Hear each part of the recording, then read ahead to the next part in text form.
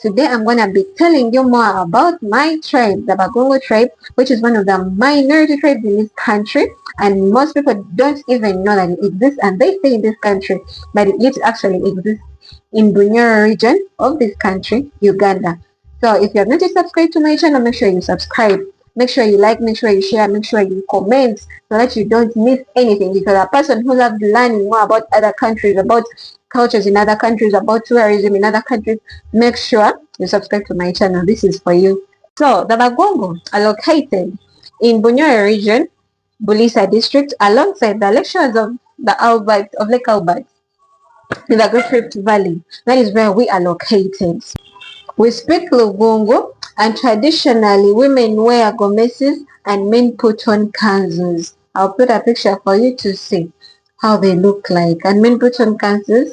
That is a traditional wear. Traditionally, like most of the parts do in Uganda, same for the Bagungu tribe.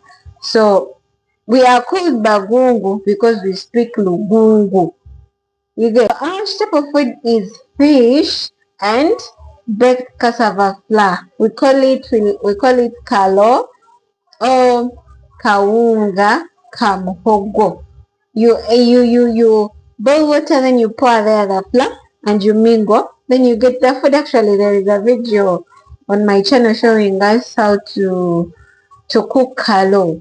To cook kalo. Kalo, you mix cassava flour with millet flour, or you can just cook cassava flour and you get your food and your fish and then you eat. That is a traditional food. Simple, plain fish. They actually don't even fry the fish. They just boil it, put some salt, and then they do it, and then they eat.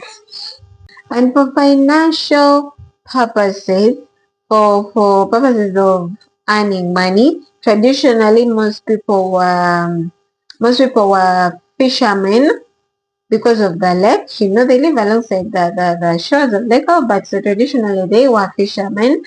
Until today, most of them are fishermen, and also they are pastoralists. You know, they rear cattle and goats, and also they practice crop farming. And mostly they grow cassava. Their land is good for cassava. Yeah, basically that is it. And also, yes, they grow other food like beans, like maize, like sweet potatoes, and that is their lifestyle. Fishing, crop growing, and pastoralism. It is believed that the Bagungu originated from intermarriages between the Bantu people from the central and the southern parts of Uganda with the Nilotics. Those are the Luos and the Chokers of the northern Uganda.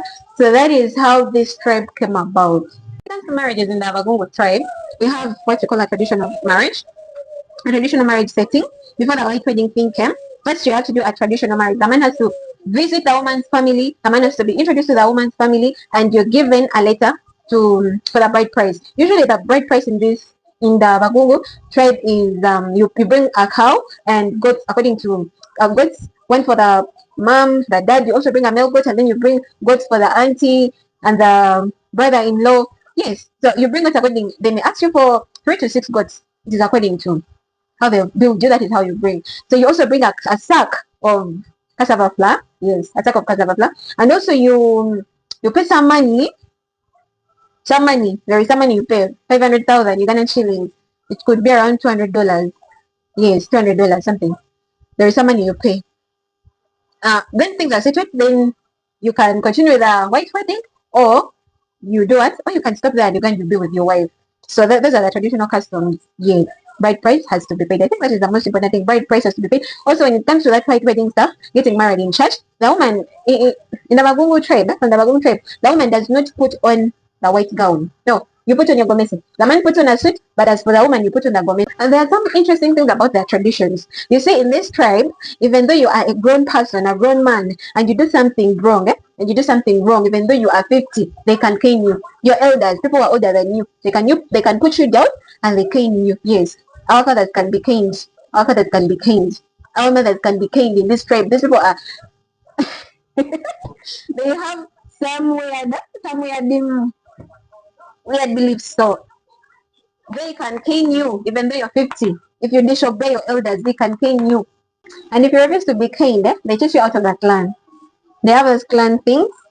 If you refuse to be caned, you're chased out of the clan. Bugungu or Bagungu tribe is part of the Bunyoro kingdom. You know, in Uganda we have kingdoms. We have the Bunyoro kingdom, the Uganda kingdom, Ankwale.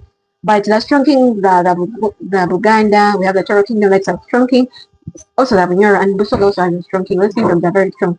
So originally this tribe is part of Bunyoro because they are kind of similar. Like so Bunyoro can understand what Mugungu is saying. Mugungu can speak Bunyoro very well. So we are under one king, but it so happens that these people are now requesting to break off and they get their own king. So I don't know why. I don't know. I don't want to get there. Yeah, but that's it. That's it. We have one king under Bunyoro. Apparently, they want their own king.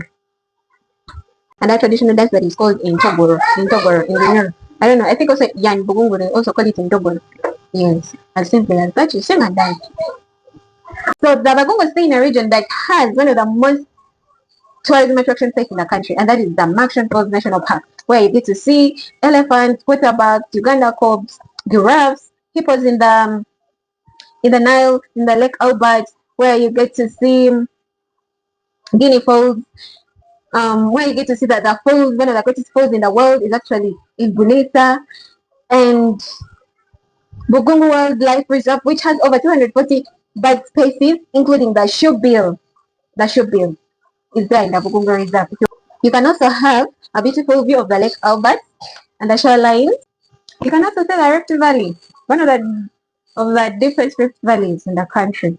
You can also see them. You can also get to see it as you're going to Ulisa.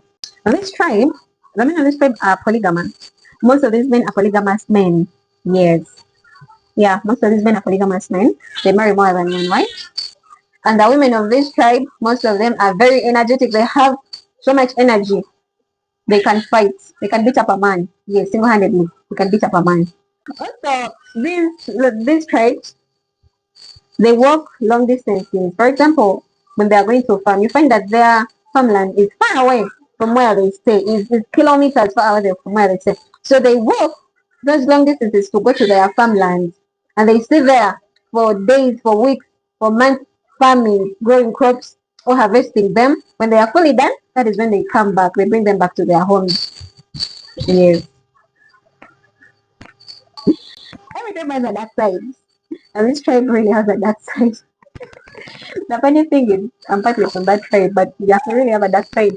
I will not deny it.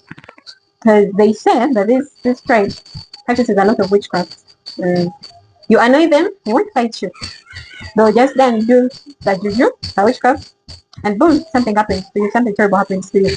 So that area is a no-go zone for me. But I want to visit it because it's been a while. I last went there when I was young, around 8. So I really want to go back and see how developed it is because according to what I hear, it has evolved. It has evolved a little. It's even the oil refineries are there. The oil actually is located in that region. The oil that has been discovered in Uganda. So that oil, whatever oil projects are being done there. So I want to go back and see. I've been to my Post Park, but I've not been to Belisa. Belisa, like in the town, in the villages. Yes, I want to go there. But if I get a chance to go there, I'll get that content for you guys. Thank you for watching. Thank you for watching. Make sure to subscribe. Just leave a comment. Any question about this particular tribe? Any question about Uganda? And tell me how I'm doing. You can advise me how to improve. I've just begun this. I'm new to this. Speaking in front of the camera. Yes, it's challenging, but your advice is welcome. So thank you for watching. Please subscribe, share, comment, like. Bye.